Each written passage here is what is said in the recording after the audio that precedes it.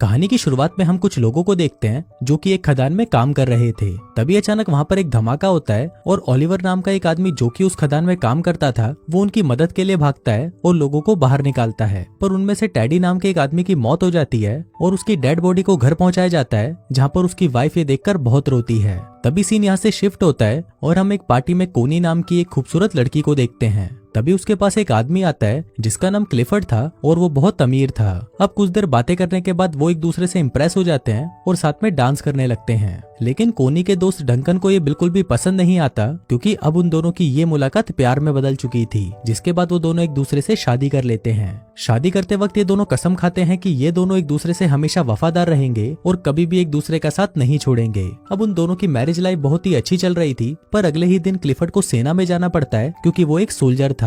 लेकिन जंग के दौरान क्लिफर्ड घायल हो जाता है और उसे वापस घर भेज दिया जाता है। हम देखते हैं कि आज के लिए घर के बाहर खड़े हुए थे। क्लिफर्ड को देखकर कोनी बहुत ज्यादा खुश होती है, पर तभी हम देखते हैं कि उस जंग में घायल होने के बाद क्लिफर्ड के पेट के नीचे का हिस्सा पूरा पैरालाइज हो चुका था। अब क्लिफर्ड अपनी हालत से लाचार था और वो सबको थैंक यू बोलकर अंदर आ जाता है। वहीं कोनी क्लिफर्ड को देखकर खुश तो थी, पर वो अंदर ही अंदर बहुत ही ज्यादा दुखी थी। उनकी खुशियों से भरी जिंदगी में कभी ऐसा मोड़ भी आएगा, ये उसने कभी सोचा नहीं था। इसी बात से दुखी होकर क्लिफर्ड खुद को मारने की कोशिश भी करता है, पर कोनी उसे रोक लेती है। वो उसे विश्वास दिलाती है कि वो हमेशा उसके साथ रहेगी। अब इसके दूसरी तरफ हम ओलिवर को देखते हैं जो कि अपनी मंगेतर को लेटर लिख रहा होता है कि इस बार वो किसी खदान में काम नहीं कर रहा, बल्कि इस बार वो जंग में है। फिर कुछ दिनों बाद जब ओलिवर छुट्टी लेकर घर पर आता है तो वहाँ पर वो अपनी मंगेतर को किसी दूसरे आदमी के साथ देख लेता है और उससे बिना मिले ही वहाँ से चला जाता है। फिर कुछ दिनों बाद ओलिवर काम मांगने के लिए क्लिफर्ड के पास जाता है। इसके बाद जब क्लिफर्ड उससे बात कर रहा था तब उसे पता चलता है कि ओलिवर भी उसी जंग में उसके अंडर काम कर रहा था। क्लिफर्ड इससे काफी इम्प्रेस हो जाता है और ओलिवर को उसके पक्षियों का ख्याल रखने का काम दे देता है। अपाहिज होने की वजह से क्लिफर्ड अपने लिए एक गाड़ी खरीदता है और जब वो उसमें बैठकर घूमता है तो उसे लगता है कि मानो उसके पैर वापस आ गए हों। फिर एक दिन वो कोनी के साथ ओलिवर के पास जाता है जो कि जंगल में बने एक कॉटेज में रहता था और पक्षियों की देखभाल करता था। वहाँ पर पहली बार कोनी ओलिवर को देखती है, जिसे देखते ही वो उससे प्यार कर बैठती है। फिर वहाँ से वापस आते वक्त कोनी ओलिवर को इशारा देती है, पर ओलिवर उसे समझ नहीं पाता। अगले दिन एक मेड कोनी के पास आती है और उसे कहती है कि ओलिवर अपने कॉटेज की चाबी मांग रहा है, तो कोनी खुद उसे वो चाबी देने उसके पास चली जाती है।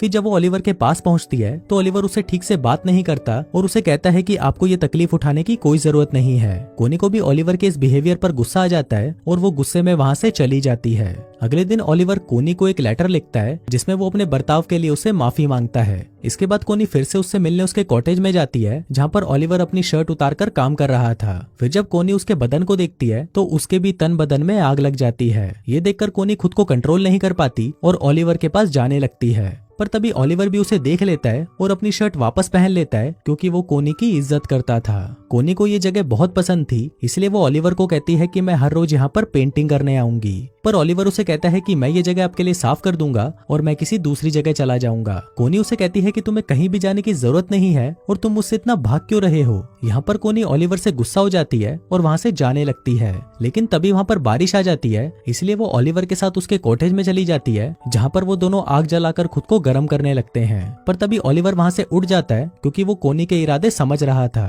कोनी उससे पूछती है कि तुम मुझसे दूर क्यों भाग रहे हो, तो ओलिवर उसे कहता है कि मैं तुमसे दूर नहीं भाग रहा, बस मैं डर रहा हूँ क्योंकि अगर क्लिफर्ड को हमारे बारे में पता चल गया तो मेरी नौकरी चली जाएगी।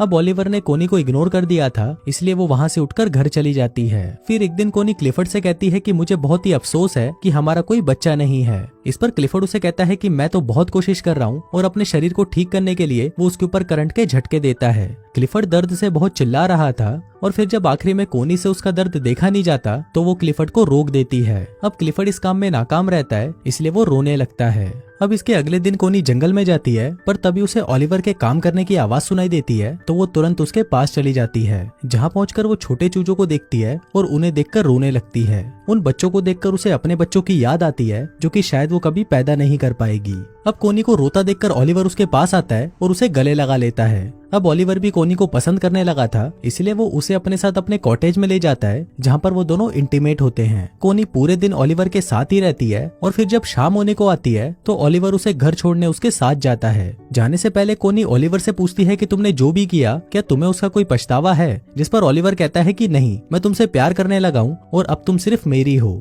उसी रात बहुत तेज तूफान आता है और बादल गरजने लगते हैं। ओलिवर को कोनी की बहुत याद आ रही थी, इसलिए वो बहुत ज्यादा दारू पी लेता है। वहाँ पर कोनी की भी नींद उड़ चुकी थी और वो भी ओलिवर की यादों में सो नहीं पाती।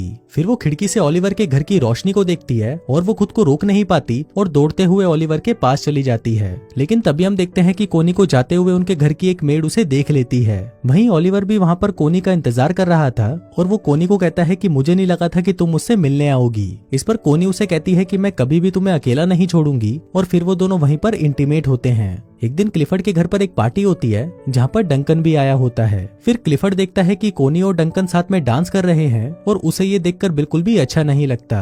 अगली सुबह क्लिफर्ड कोनी से कहता है कि तुम्हारे लिए तुम्हारे पति से ज्यादा इंपॉर्टेंट एक बच्चा पैदा करना है। कोनी हमेशा से ही एक बच्चा चाहती थी और क्लिफर्ड को लगता है कि शायद इसीलिए कोनी डंकन के करीब जा रही है। पर इस बात से कोनी बहुत गुस्सा हो जाती है, जिस पर क्लिफर्ड उसे कहता है कि उसे इस बात से कोई फर्क नहीं पड़ता कि तुम किसी से भी अपना बच्चा पैदा करो, बस वो बच्चा मेरा होना चाहिए। अब इस बात से गुस्सा होकर कोनी ओलिवर के पास चली जाती है और उसके साथ इंटीमेट होती है। फिर एक दिन कोनी को पता चलता है कि वो प्रेग्नेंट है और वो इस बारे में क्लिफर्ड को बताती है। क्लिफर्ड ये सुनकर बहुत खुश होता है और वो कोनी से उस आदमी का नाम पूछता है, पर कोनी उस आदमी का नाम नहीं बताती।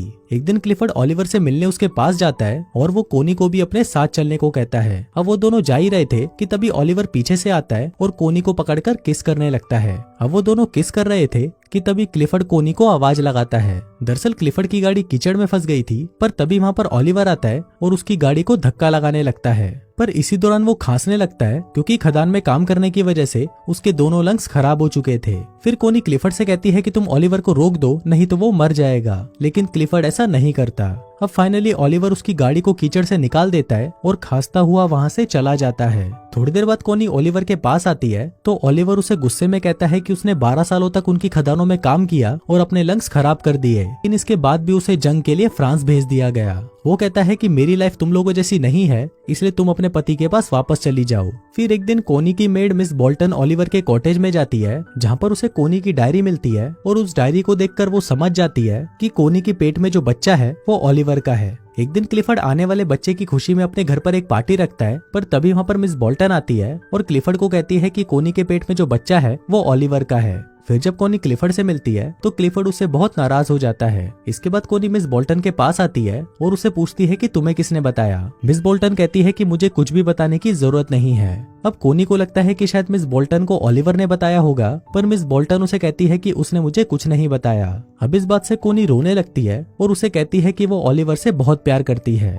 फिर मिस बोल्टन उसके पास आती है और उससे माफी मांगते हुए कहती है कि जल्दी से ओलिवर के पास जाओ, वरना तुम्हारा पति उसे मार देगा।